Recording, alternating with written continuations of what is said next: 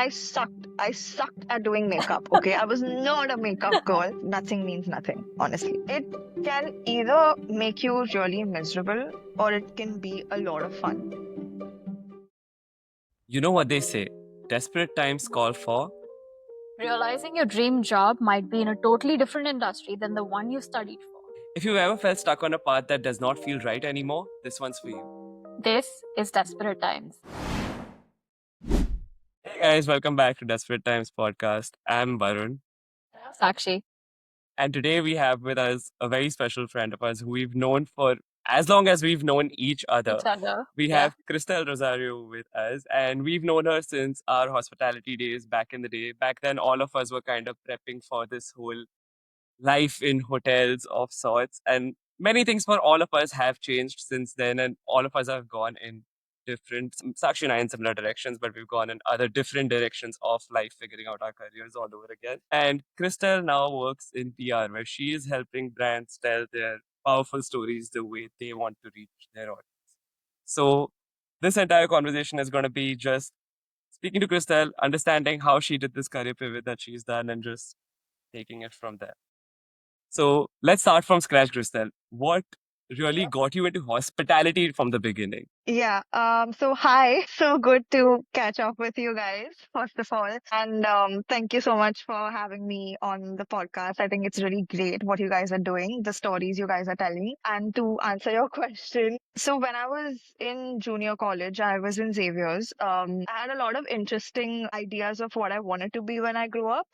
There was journalism at some point, there was HR at some point, there was like a bunch of things. Psychology was the latest one when I was in junior college. So I'm very close with my dad, and my dad really like.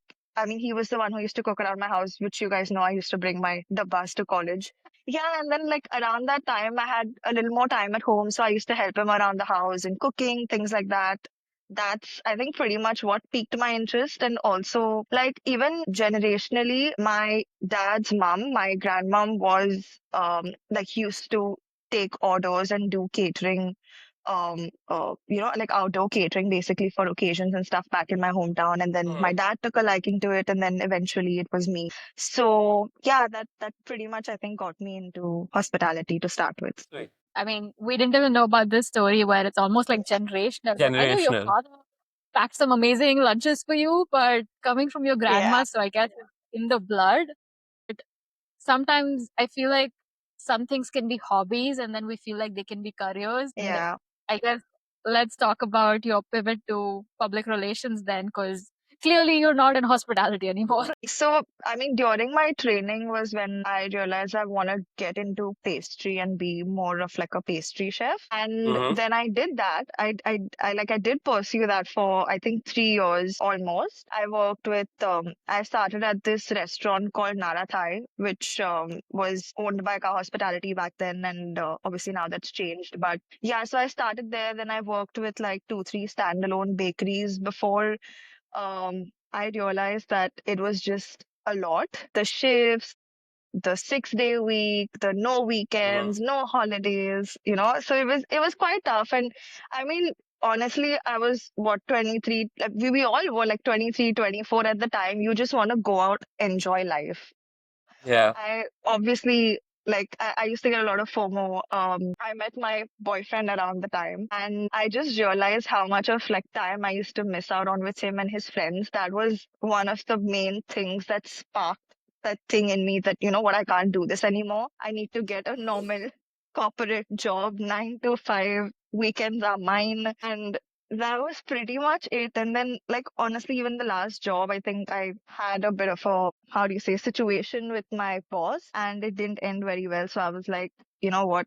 I'm done. Let's just figure something else out. And honestly, when I moved at that point, I was just like, I will take any job that I get, be it in sales, be Yeah. it marketing, be it PR, be it whatever corporate job. I will figure out what needs to be done. And yeah, Pretty true to our brand of desperate times. yeah, like literally, I was just like, whatever I get, I'm taking it. As long as it's a corporate job, I don't want to work on weekends. So yeah, and then I got a sales job offer before I got into PR, but then I was like, sales, I don't think is my forte. So yeah, I mean, I got that first job in PR and I started, and it's been 2.5 years now, and it's been quite fun. So I feel like one thing most people when they're having a career pivot, and where I feel like yours is a lot different from others, is that most people always have that moment of, you know what, I know I don't want to do this, but now I know I want to do that. And that's Uh, a very yeah. it's a pivot, but so to say, ironically, a very linear way of pivoting that most people have, as opposed to what I understand from yours is more like, hey, let's take what I get and figure it out along the way. So was there any Yeah. kind of like just people around you being like, "Hey, like, are you sure of this? Do you know what you're doing?" Did Oh you yeah, have that yeah. around you?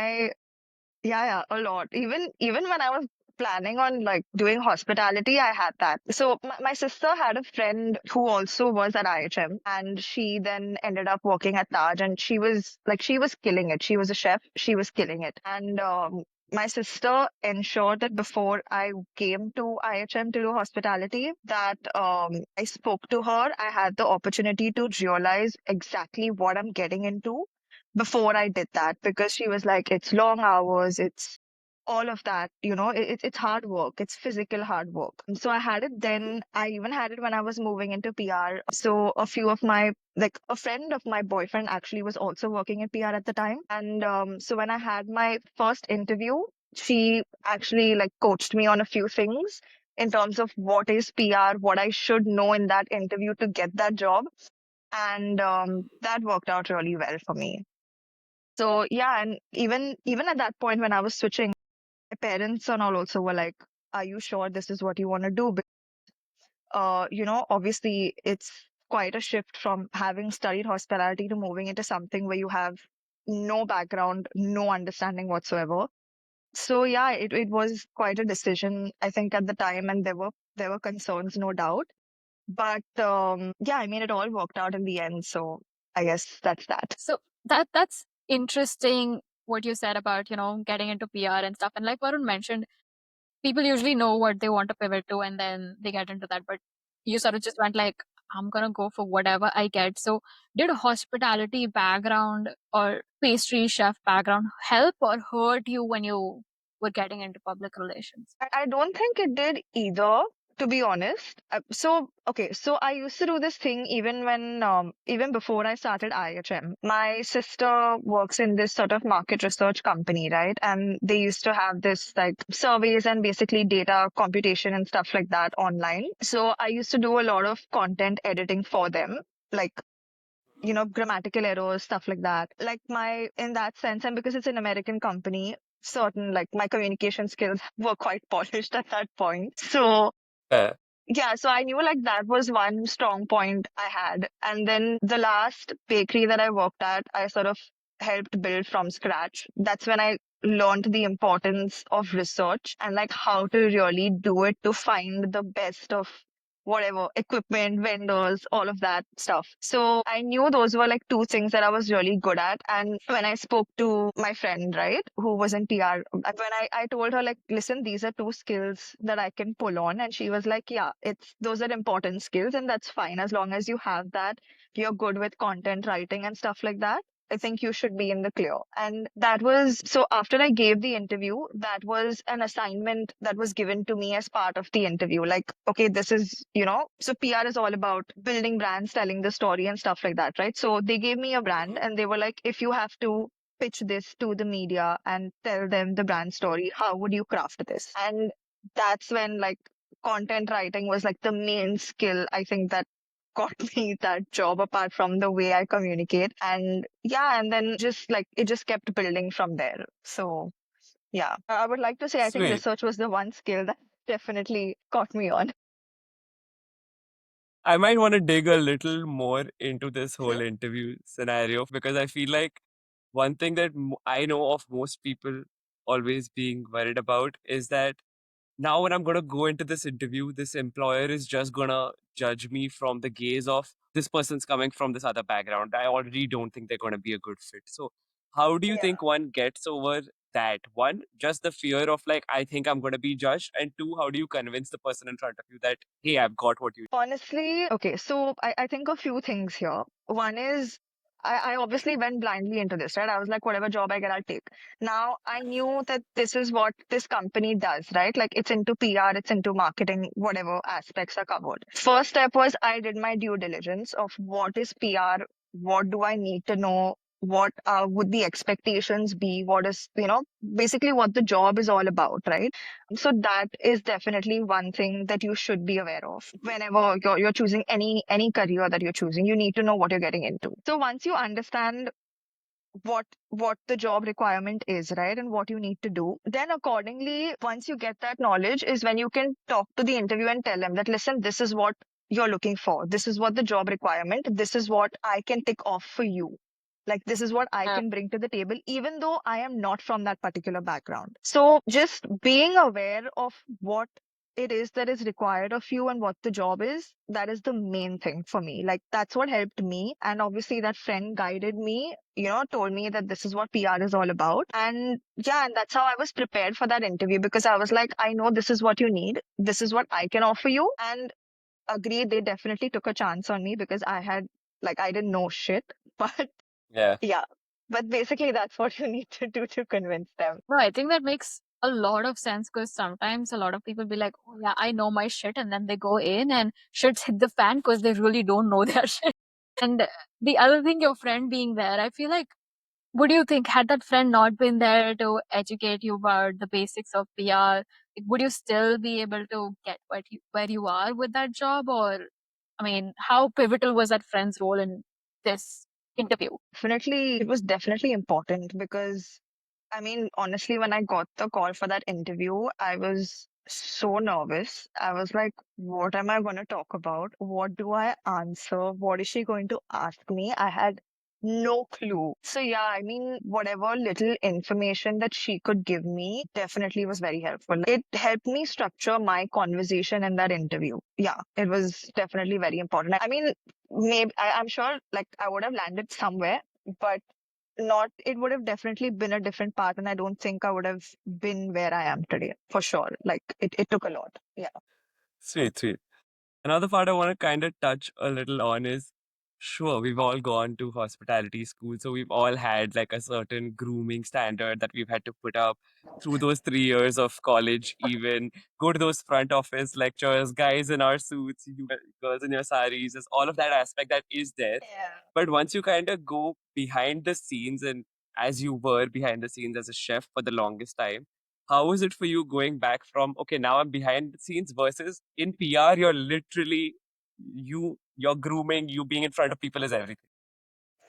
Yeah. Honestly, the grooming aspect is very different from what we learn. Like, I still remember and Sakshi, you would know this. There was one front office class and I sucked. I sucked at doing makeup. Okay. I was not a makeup girl. And my blush would be like this just round patch on my cheek. And they had deducted my marks for it. And they were like, you're not a Korean doll. And I'm like, I'm sorry, I don't know how to do makeup. Yeah, they Wow. deducted marks, and I was like, I don't know how to do makeup. This is not my thing. And then I would take Pandora's help to do my makeup after that every single time. So yeah, it was, but honestly, it doesn't matter. Like, it's just about the way you dress, the way you carry yourself. I think that's the most important. Other than that, nothing means nothing, honestly. It's just that simple. But yeah, I mean, the grooming standards they set were something else for sure. I think it was excessive even for boys, like 5 o'clock shadow and it needs to be trimmed and the hair needs to be like 1 inch and stuff like Don't that. even don't even get me started. I feel like And the right now the way I tie. look is a Yeah. full 180 from the expectation that they had from me in college. Yeah, like you couldn't have tattoos showing and stuff like that. I'm like, which era are you guys living in and what are you all teaching? Because some of it, I get it, it was important in some way, like how you Yeah. present yourself, the confidence piece and everything. But the grooming standard, like bun, and then that bun has to be a certain way. Like, I don't have enough hair to put it in a bun. What do you want me to do? Oh my God, that was the most annoying part. Like, you couldn't even if you had short hair and you wanted to like leave your hair loose, it would have to be a certain length. If it's even an inch longer, they would be like, no, your hair can go in a bun. Ma'am, please tie it for me. That's not happening. It Do was it. terrible. Yeah. No, for sure. And I feel like that's the thing about being inside and outside, like behind the scenes versus what they actually teach you. And like you were talking about PR and it's all about like perception and how you behave and everything. So what's something about PR that people don't understand from the outside? Like, is there any secret sauce? So, okay, it can either make you really miserable or it can be a lot of fun. It totally depends on how you work through it, to be honest. Like, so, I mean, obviously, a lot of it also depends on like what brands you're working with, what company you're working with. I think that's so obviously with any corporate job, if you're working in a toxic culture, you're gonna just like want to kill yourself. But yeah, even like the kind of brands that you associate with makes a great difference. Like if you're working for a brand like YSL, for example, like an Yves Saint Laurent, right? That's one of the brands that I work with, in fact, at my agency. And it's a very different experience versus working with a homegrown brand. Because they have a different um requirement when it comes to the Indian market because they are a global brand. I mean, their story is a little different versus a homegrown brand trying to achieve that status. There's, I mean, there's a lot of things, but yeah, I mean, it's not always all glamorous. I would say that. Like people think that, oh, you're in PR, you must be getting so many free samples and you must be seeing so many people. That's not always the case. It is not. And even like I have been to a number of award events like a Femina or Rare Beauty, and obviously there are always like celebrities and people over. It's not as fun. Like you get like a 1 second glimpse of them and that is it. They will not look back at all and think like, oh, okay, Yeah. hi, how are you? Not at all like that. Yeah. Yeah, no, it's honestly the same even with the same thing that I realized that when you get into marketing, like for me specifically, Yeah. even when I got into advertising initially, everyone thinks that if you're working for a brand, that brand is just gonna like give you everything free. Like if you're working on McDonald's, you just have free McDonald's food every day. But that's far from the Yeah. reality.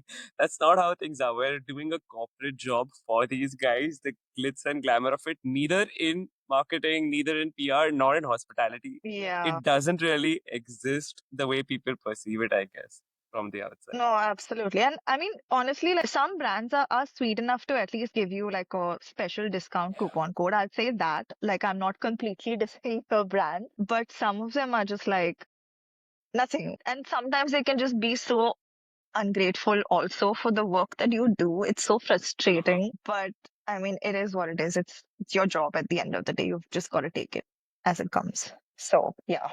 At this point in time, it sounds a little like you've got your stuff together in PR and now you know a little more about it. I'm a little more curious to get into what was day one like. Like, was it a fish out of water kind of feeling? Oh my God, so much.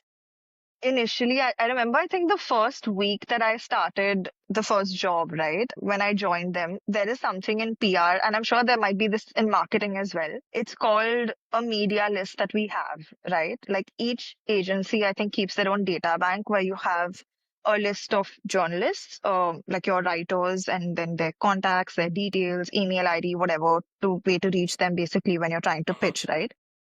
Yeah. And the first entire week that I joined this first job, because I think I was new in PR and I didn't know anything, I was basically made to work on this list for a whole week. It was so, and I Damn. started in Jan of like 23 and the list was of 2022. So they were like, this needs to be updated. And I don't know how old that list was. They were like, whatever names are irrelevant, delete it.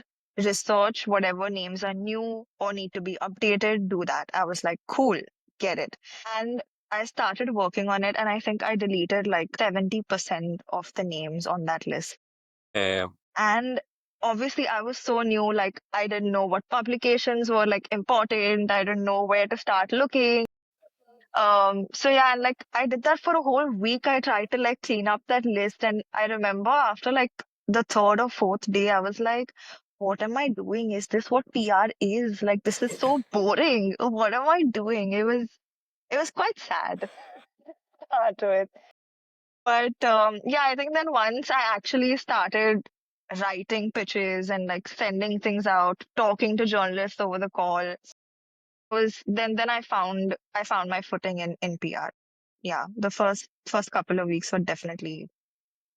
I thought I made the wrong career choice again. I was like not happening. I feel like in like career switches like that, sometimes you think it is something and then it turns out to be something. Like I had that for sure when I was making my switch because they start you slow, right? Like they want to test your limits, your boundaries, and your potential. But like you said, you deleted 70% of that list. So I am kind of curious to know if you deleted any important contacts because I I would did. be shitting my I was so pants. scared. Like, is this the delete or not? Like, how do I know? So basically, like we switch careers, journalists also like switch careers or whatever, right? They start, Wow. or most of them, like at least now that I see it, most of them start their own blogs. So they write like whatever they want to write about, and that is it. So a lot of times, some of them are important, some of them don't really reach the right audience, so we don't even keep tabs on it. And obviously, there's like a million journalists, so there's only so many things you can consider. And so they were like, whatever is irrelevant, nikal do. I was like, ठीक है, nikal deti hu. And to me, whatever was not relevant, I just took it off because I was like, that's what I have been instructed to do. It is my first day at work.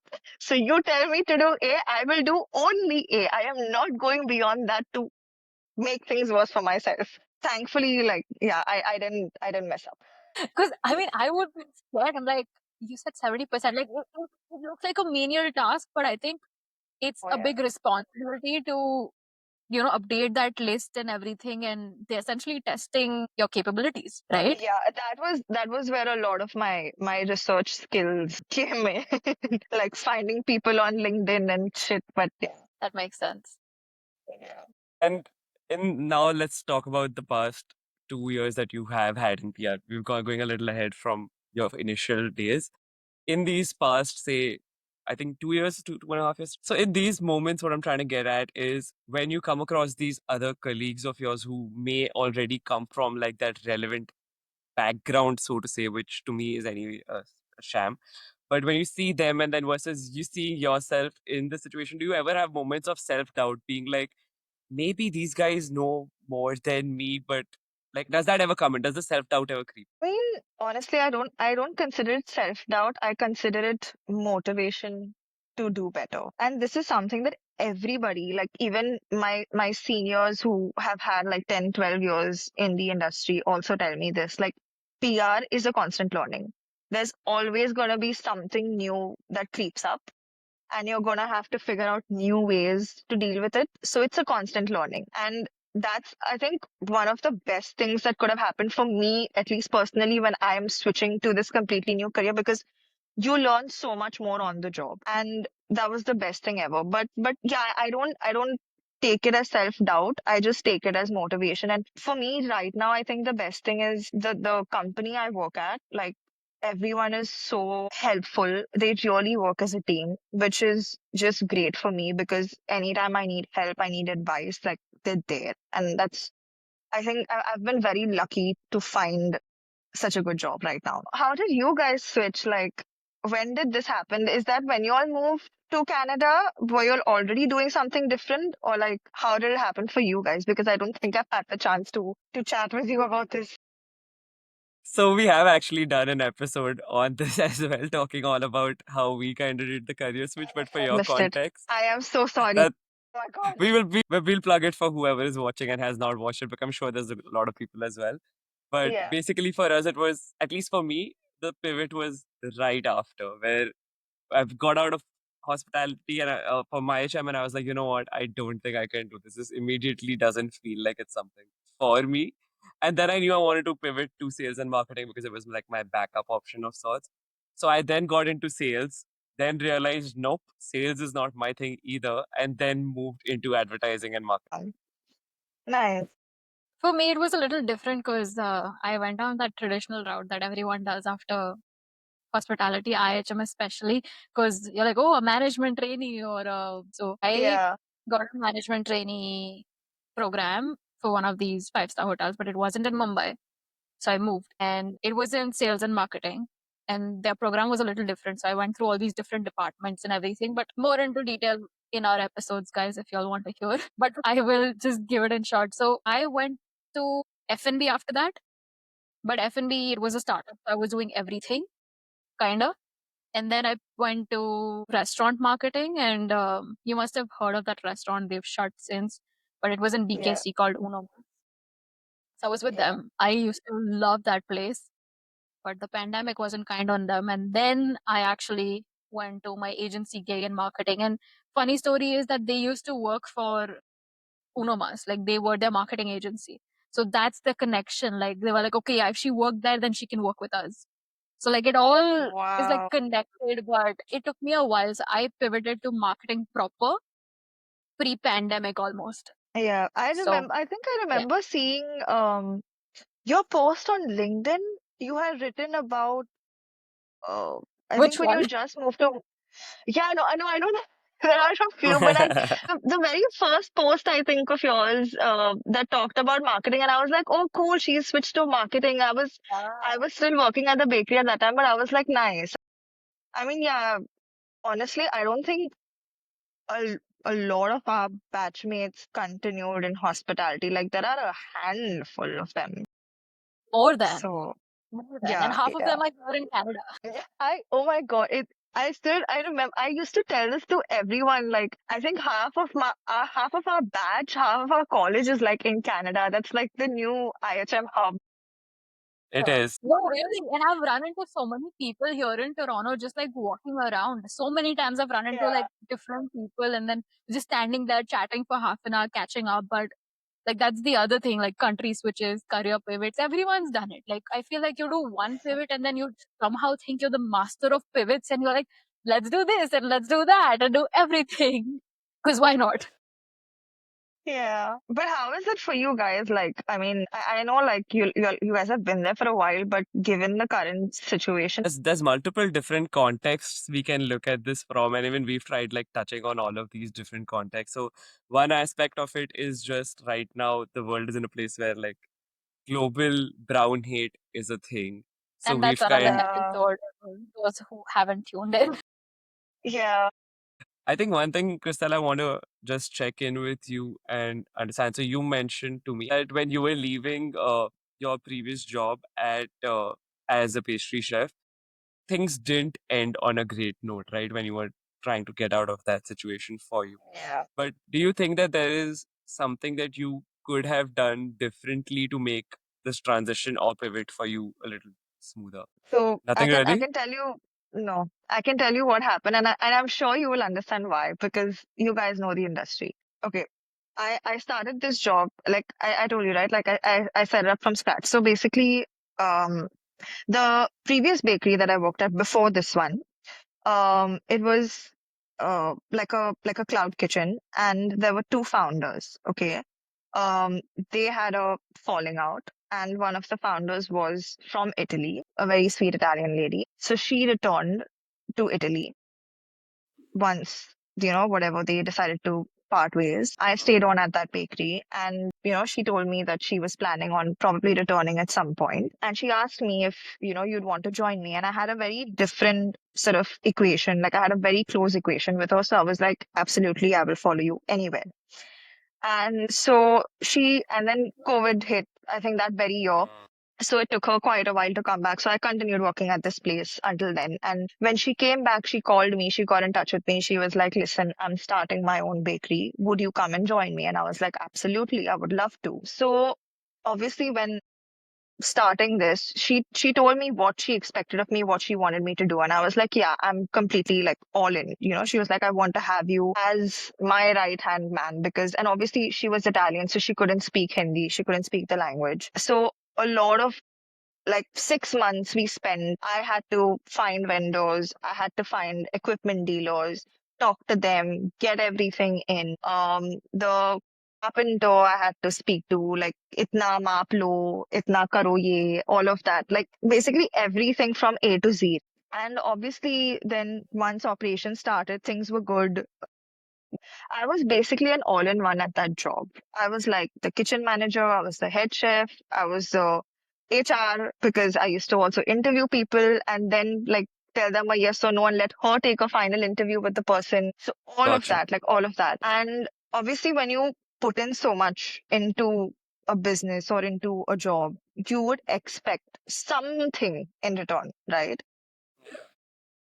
So what happened was that it had been like almost a year at the job, and it was around Diwali. So obviously at my previous job I did get a Diwali bonus. So I expected one here as well, but that didn't happen because she was like, it's a new business and stuff like that. I need time to grow it. I was like, fine, I get that. And obviously, like everyone who I had spoken to, my parents and everyone, they were like, I don't think that's fair of her. But I was like, it's fine, it's a growing business and I want to be a part of it. Leave it at that. And then my junior, right, who we hired like I think 3 or 4 months after we got into it, I found out that when she completed 6 months and was confirmed as an employee, she Mm-hmm. got a certain raise in salary, which I was not given. And I was like, what the hell? And I tried confronting her about it, and she was like, how did you find out? And she went and told that colleague of mine, it is supposed to be confidential. You're not supposed to know. And I was like, bro, I helped you hire her. I helped you set up your business. You don't even give me anything in return. Like, I mean, the least you could do, right, to someone who's been Yeah. so committed to you and, to the business, right? And it was just, and then like the last 3 months I was working there, she was like, okay, you know what, if this is how you want to talk about things, then let's make a note of, how things are going. And I don't know, she had this like weird thing. She would note down whatever mistakes happen. Like, sometimes obviously when you're making Yeah, of things, course. there is a certain whatever loss of ingredients and stuff like that. So she would actually note down in her diary, like, okay, this mistake was done, this happened, that happened. And I was like, where are all the good parts? Where are all the orders we accomplished? Where is all of that? So yeah, I just realized after a point, I was like, this is not working out. And yeah, so from my end, I was very clear. Like I really gave my heart and soul to that place, but yeah, it was just not reciprocated, I guess. So I was quite So she sad. was basically toxic. Like she was just Yeah, toxic. I didn't want to like say it outright, Call it out. It's done, right? But but because then, yeah, like, you yeah. really put your heart and soul into it and forget getting anything back. Instead, she's noting down your mistakes. Like, that's a red flag. Yeah. It was horrible. And like she, oh my God, I have to tell you this. She had cameras installed in the kitchen, which is fine. It's like, Yeah, Uh-huh. yeah. yeah, okay, you want to monitor the place. And she was from Italy, so she would travel quite a bit back and forth. And the worst part was when we initially started, she was like, you know what, if you're done at so and so time, just leave. You don't have to wait around in the kitchen doing nothing and stuff like that. I was like, cool, sounds good. Did that once or twice, was called out on it, saying that, how could you leave? This is your timing. And I was like, okay, we had discussed something completely different, but if this is how you want things, then fine. Like it was a lot of things that sort of slowly started changing. And I was just like, yeah, it's not sitting right with me. So yeah. Hmm. What I Wow. know, Krista, you were like, and this could have changed over time, maybe had other reasons as well. But I always knew you as someone who's really passionate about the pastry and there's the bakery in general. So do you think this played like a major aspect in kind of turning you away from it, apart from the fact that you already mentioned that you didn't feel like you didn't have like enough work-life balance and all of Yeah, that? Do you feel like a toxic workplace was a part of a big reason of why you're like, you know what, I don't absolutely. want to. Absolutely. Yeah. It completely changed. It just changed my outlook on the industry in general because, and coming from someone who's not from India, right? Like someone from a European country where we know that they obviously have different understandings of a work culture and like everything else, right? Yeah. You coming into India, setting up a business and then doing something like this with this attitude was really messed up. So I was like, I didn't know after that what to expect from the industry in general. And I was like, yeah, I think it's time that things change for me. I don't think there was anything else I could do. Yeah, That makes a lot of sense because it makes you question everything. It's like, oh yeah, I know this country is like this, but is the industry across the world like this? And I know, like Varun mentioned, like you were into baking and pastry and everything. So did that really change how you felt about that? Not as a profession, but something as a hobby as well? Like, did you be like, no, I'm done. I don't even want to do it at home? I mean, for a while actually, like as soon as I left the job, it took me 2 years to actually get down to making something ever again in my home. Yeah. Damn. And yeah, I just couldn't do it again for a while. Yeah. So I just very recently started like doing little things at home, like someone's birthday, I'll make like a pastry or a dessert or something. But yeah, still not completely into it. But honestly, I mean, like owning my own pastry shop is still a dream. It's a very, very real dream. Hopefully someday that'll happen. I don't think that's something I'll ever give up on though, because I know that at the end of the day, that's something that's close to my heart. So yeah, wherever Fingers I end up, across. that's gonna happen.